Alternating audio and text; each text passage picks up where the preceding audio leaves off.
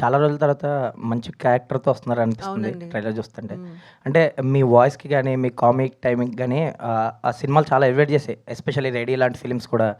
So, ఎందుకు ఈ మధ్య కాలంలో సినిమాకి దూరమయ్యారు? అంటే ఆపర్చునిటీస్.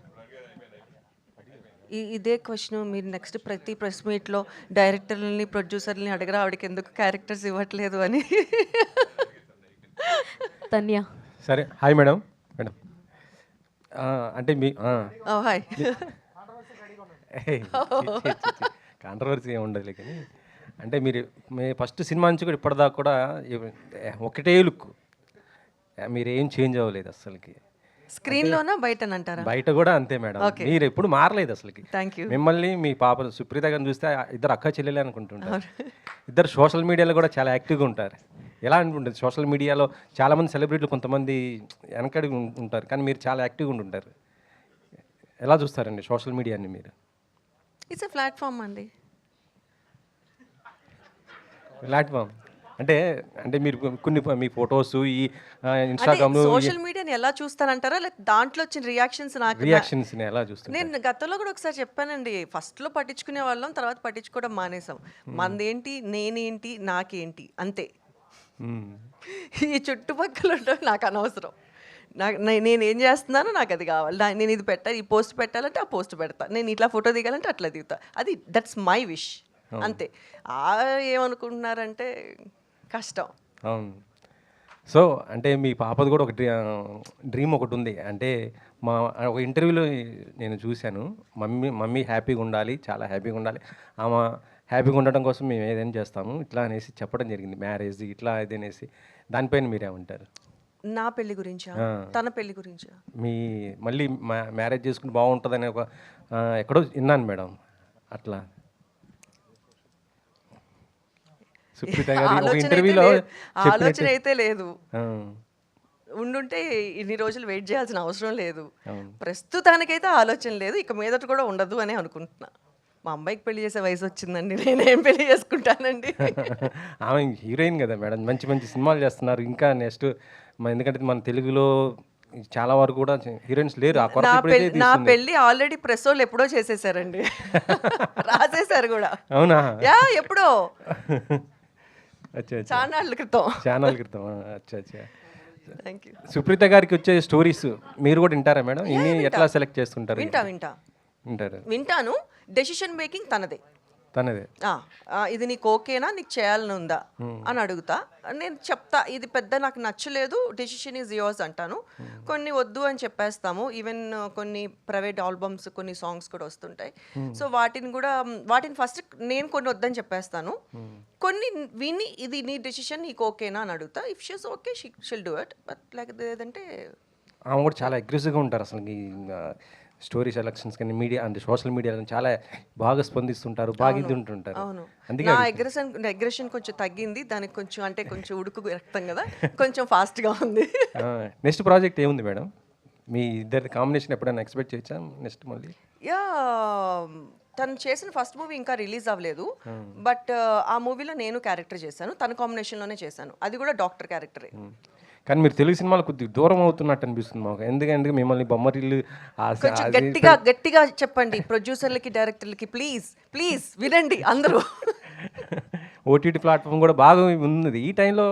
సురేఖ గారు అంటే మాకు తెలుసు, మీరు బుల్లితెర పైన కూడా మంచి చేశారు గతంలో, నేను చూశాను. నేను వచ్చిందే టీవీ నుంచి కదండి. టీవీ నుంచి నేను ఎన్టీవీలో చేస్తున్నప్పుడు మీరు ఎన్టీలో ప్రోగ్రామ్ చేశారు. నేను చూశాను, ఫాలో అయ్యాను నేను. అందుకే అడుగుతున్నాను అనమాట. ఇప్పుడు మొత్తం ఇలా వస్తున్నారు కదా, మరి మీరు కూడా ఇటు మళ్ళీ బుల్లితెర మీద screens. I'm always ready to do TV or small screen or big screen అండి. బట్ వచ్చే అవకాశాలను బట్టి నేనేం చేయలేను అంతే. Okay, always ready to do అండి. Okay.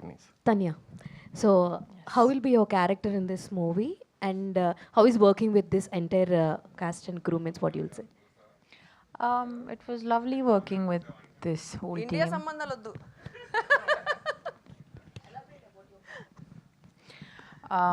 My character,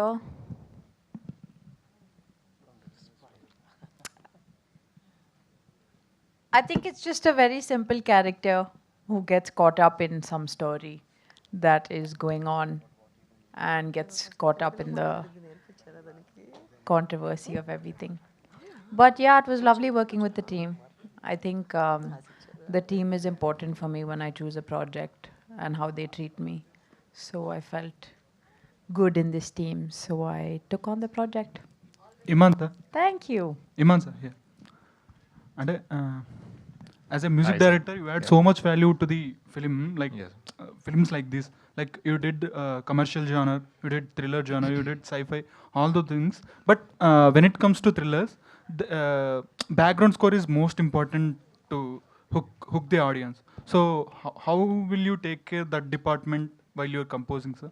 I think that's the vital part of a film, for any film. When it comes to thriller, yes, it is important. Because if you take the duration of the songs, if you have 3 songs, because nowadays what 1 song, 2 songs, 3 songs, that's the max film holds. But when it comes to thriller, it's even more lesser. But I think Balram sir wanted 4 songs in the film. But glad it fell in place. It was in sync. But keeping the duration in mind, the songs 3.5 to 4 minutes a song, so 4 minutes max, or 4 into 4, 16 minutes. But in fact, the rest of the duration, the music, the background score should hold the film. So that's the main intent. When it comes to thriller, yes, the music, the BGM plays as a character in the film. So right from the top, as he said, it's also a hyperlinked film. And the script is in fact the scripting is being done in a way where one sequence appears, it happens, and you don't know for what reason this particular sequence happens at this point of the film. But later, those sequences will be linked later in the film. So in fact, the BGM part of it, we thought going well with the audience point of view, not from the director's point of view. So I'm just trying to play as a character, because when the audience watches a thriller film, they will be having their own perspective in their mind and watching a film. So I'm just trying to, some kind of trying to find a link from the director's point of view, and also linking with the audience. So I'm just trying to be that intermediate person, in form of music. So that's what I've tried to do in this film. Of course, we had a lot of live orchestra being played, and we had more of solo live instruments also being recorded for this film. So I'm really looking forward and excited on the release. We would love to see you do many Telugu films. Yes, it's been so long years. I haven't done a proper straight Telugu film, and I'm sure I will do one in a year. Sir, To start with. adding to that, I think your songs, I think very chartbusters for us also. Yeah, thank Like Vishwasam songs aina, Yeah. ledante Yeah. IRAR song aina, I think Yeah. many songs are you gave directly to the Telugu audience, right? Yeah. So I think 2002 you have started music career, Yeah, right? exactly. Yeah. First film with Vijay Garu, Tamilan. Yeah. Yeah. So how's your journey, sir?